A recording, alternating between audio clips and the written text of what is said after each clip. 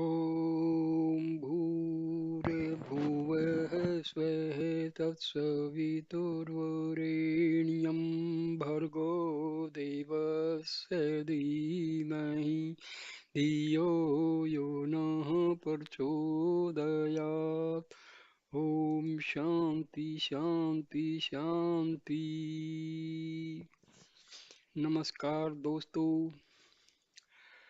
I will explain Brahma Vidya or knowledge of the ultimate reality, secrets of the percepts and the practice of self knowledge. This article I have taken from a booklet of Swami Sat Chidanandra Saraswati. He was a great Jivan Mukta born in Karnataka state, and he was a great Advaitic Vedantist. So I will start the video. What is the greatness of Brahma Vidya?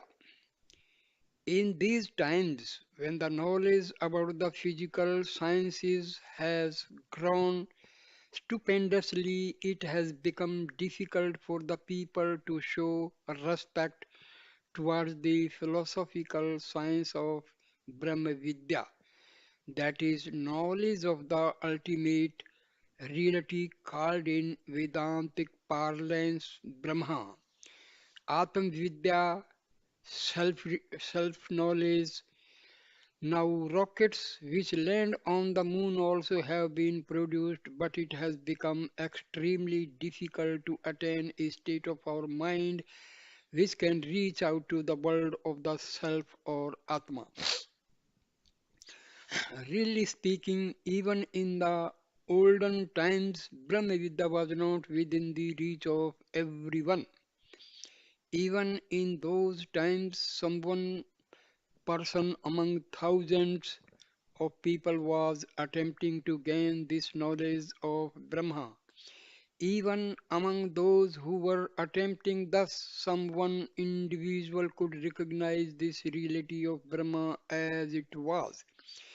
In order to indicate that it was difficult to obtain this knowledge in the olden times, there was in vogue a household saying, "What do you think it to be Brahmavidya?" This sentence was used by the common people to mean, is that task so difficult as Brahmavidya? In truth, Brahmavidya is not only a spiritual science par excellence but also a skillful, profound art. This opinion is implicit in the above saying of the ancient times. In these present times, when the interest and attention of the educated masses is increasingly directed towards the natural physical sciences, the number of people who dabble in Vedanta, which is truly the science of the ultimate reality, and query in the manner what is meant by Brahma Vidya and what does it teach us, is steadily decreasing in the face of the predominant materialistic attitude and approach that the physical sciences advocate and encourage. Brahmadevanam Prathmaha Sambhuva Visvasya Karta Bhuvasya Gopata Sa Brahma Vidya Suravidya Pratishthanam Athvayah Jayase Putraya Praha. Mundaka Upanishad. This is a shloka from Mundaka Upanishad. Brahma is the firstborn earlier than all the other gods or deities. He is the creator and protector of the universe. He taught Brahma Vidya, which is the substrate for all knowledge, to his eldest son Atharva. Brahma Vidya is that knowledge which the omnipotent Hiranyagarbha, who was the primogenitor, Mula Purusha of the deities of gods, taught his beloved son for the latter's spiritual prosperity and well-being. This knowledge is the final goal of all empirical knowledges. It was the belief of our ancient sages or rishis that if any knowledge was to be fit for the nomenclature of Vidya, it should somehow, indirectly at least, lead one to Brahma Vidya, that is, the knowledge par excellence of the ultimate reality of Brahma or Atma. Therefore, in the olden times, the authors of various scientific treatises had to depict as to how the scientific treatise they had formulated or written was a means for attaining Brahma Vidya. If it was not done, the honorable nomenclature of a Shastra, that is scientific treatise, was not earned by it. For example, if it is asked, what is the benefit accruing from the science of mathematics? The scholars were arguing in the manner those who do not possess the knowledge of that science cannot gain the knowledge of the positions of the planets and stars, as also the dimensions and the forms of the brick-laid sacrificial altar which are to be prepared in various sacrifices. By the practice of the religious rites or rituals of yajna, that is sacrifices, etc., alone, one gets purity of the mind or heart. By that purity of the heart or mind, one gains the knowledge of the reality. Thus, because it is indirectly a cause for moksha, that is liberation, one should necessarily learn the science of mathematics. There is no doubt whatsoever about the fact that if the ancient sages were to be present in these modern times, they would have had invariably argued in the manner. If the physical sciences too are properly utilized, they would serve as subservient means leading to or culminating in Brahma Vidya. Even today, Brahma Vidya possesses such a great value and profound benefit or utility. Answers to the burning question, what are the benefits accruing from Brahma Vidya, can be had from some sentences of the Upanishads.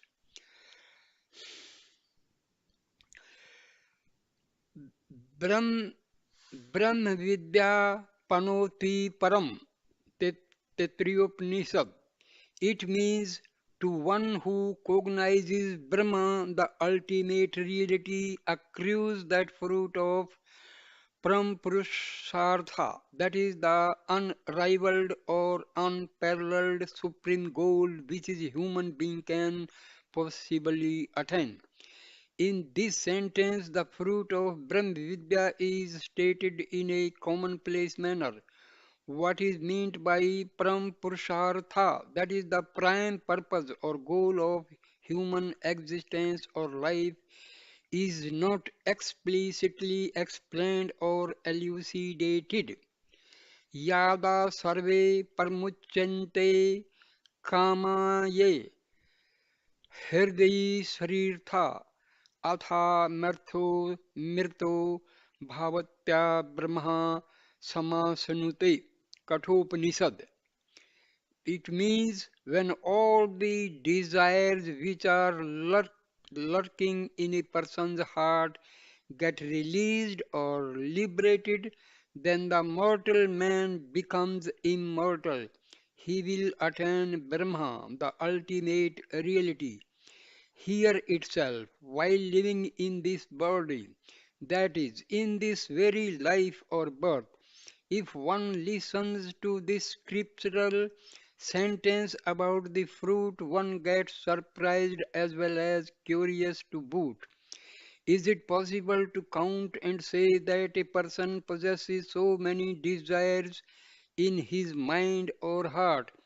Can it even be believed that those desires, all of them without exception, will leave us and relieve us? The one thing that is certainly known to all of us is that it cannot be asserted that a particular man has so many desires, let alone their becoming quiescent or coming to an end. As soon as one desire gets fulfilled, 10 other desires raise their heads invariably. Such being the case, to assert that all the desires become non-existence is merely to declare a false pronouncement and to make a tall claim indeed. Further, who can say that even one person who claims in the manner I do not possess any desire whatsoever, all my desires have been fulfilled, is met in this whole universe? Let it be to say that man becomes immortal. What sort of a daring, fearless statement it is. In the Amar Kosa, that is the ancient Sanskrit lexicon for the word Manushya, which generally means a human being, the synonym is Marthya, meaning one who is mortal and hence ends up in death. Can the statement a mortal becomes immortal ever be accepted? Now, whoever that was famous in the past, is he alive? Even the rishi or sage who uttered the sentence, a mortal will become immortal, is he alive? Is the person who uttered this sentence a madman, or was he pronouncing such a sentence without proper understanding of its true meaning?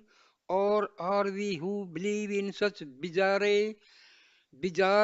uncommon statements ourselves madmen? Another statement of Vedantins which give rise to our curiosity, nay amusement is here itself a realized soul, Jnani attains Brahma, that is the ultimate reality. There are religions which describe colorfully in the manner people with merits punya after death go to such and such a celestial region. But those who wish to ascertain whether this statement is true or not will have to die first, because of the reason that there is not a single person who after death has returned to this world to report about his posthumous experiences.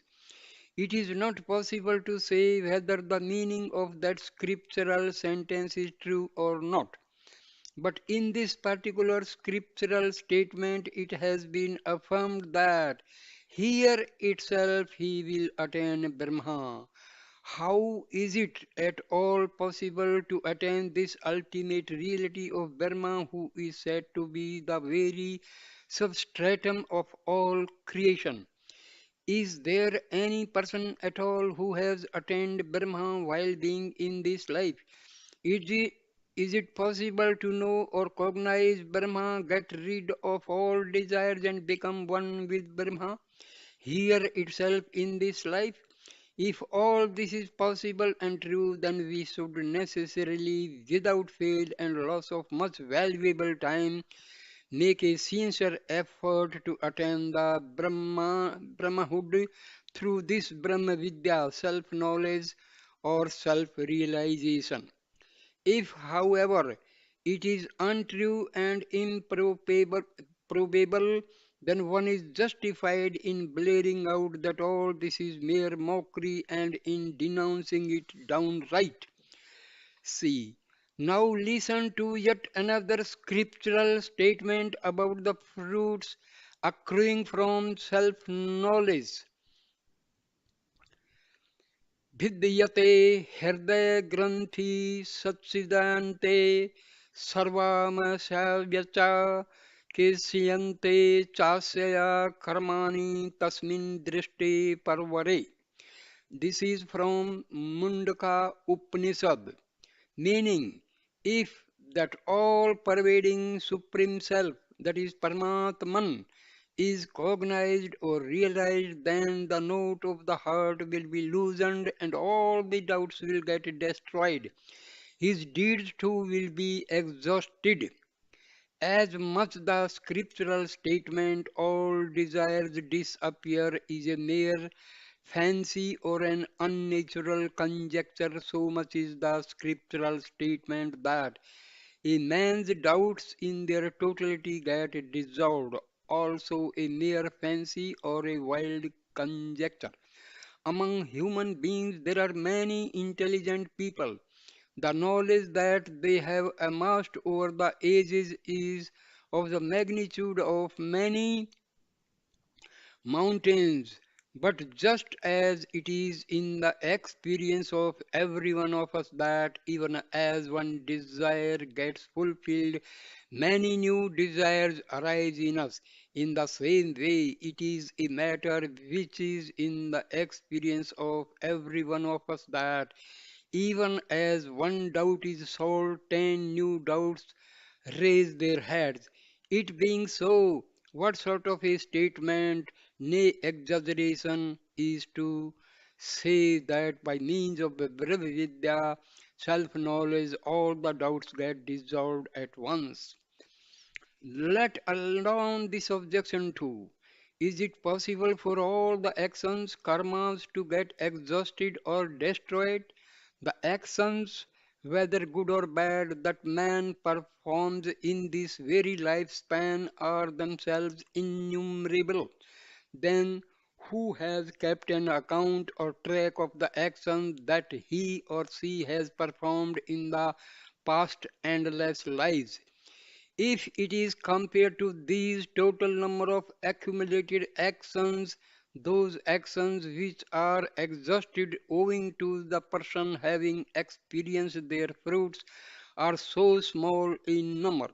Just as a person who takes loans brings day to day fresh loans on compound interest and spends them away by enjoying them and thereby his loan amount remains permanently unpaid only.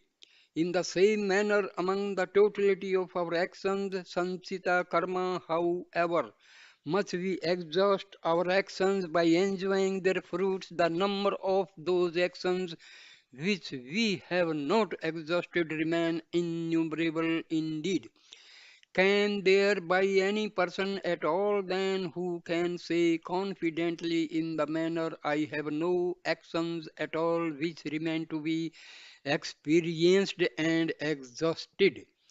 So far we have deliberated upon only those doubts that may arise in the minds of those people who are ardent believers in the scriptures and have religious faith in the existence of God, astikas.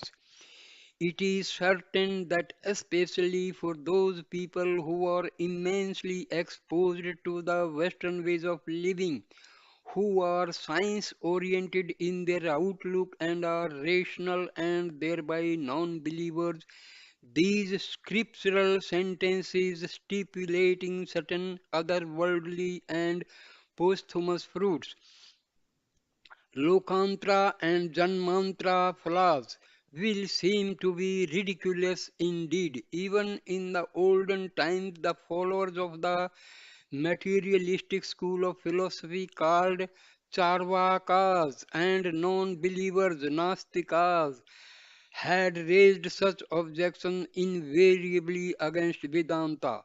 Whoever the scholar might have been that had formulated and founded the doctrines of the Charvaka philosophy, he is Brihaspati. In these days of stupendously advanced science and technology, there may be scores of such Brahaspatis, modern scholars who can outbeat and overwhelm the old Brahaspatis.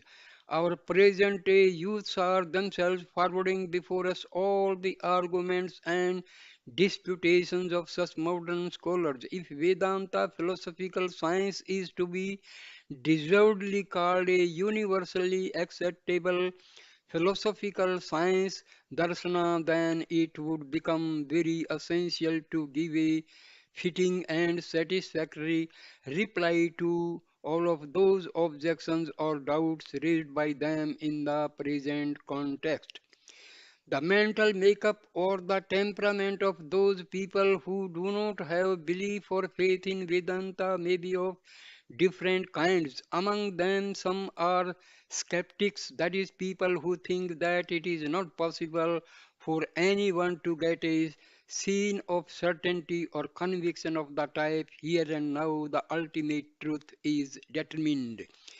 In Greece, in about 300 BC, one Paro of Alice was the founder of this school of thought. So the Westerners believe it is said that he had first of all propounded the teaching that neither the sensuous nor the mental knowledge deserve to be believed nor they were trustworthy.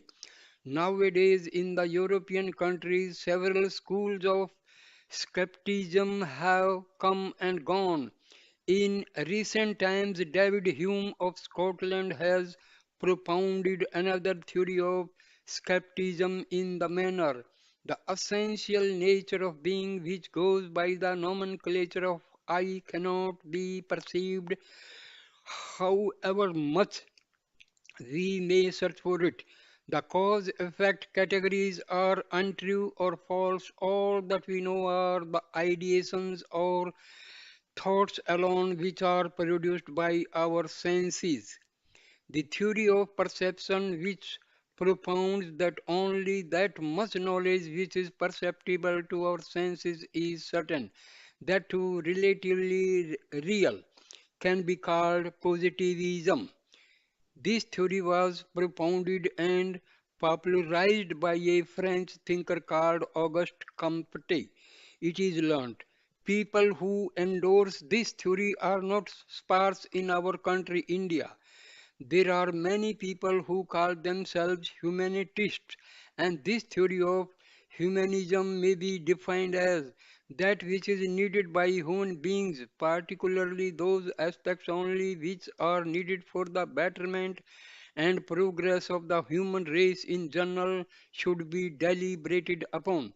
The opinion of the followers of this doctrine is that the desire to know as to how best we should behave so much is to produce exemplary man in the future is very important.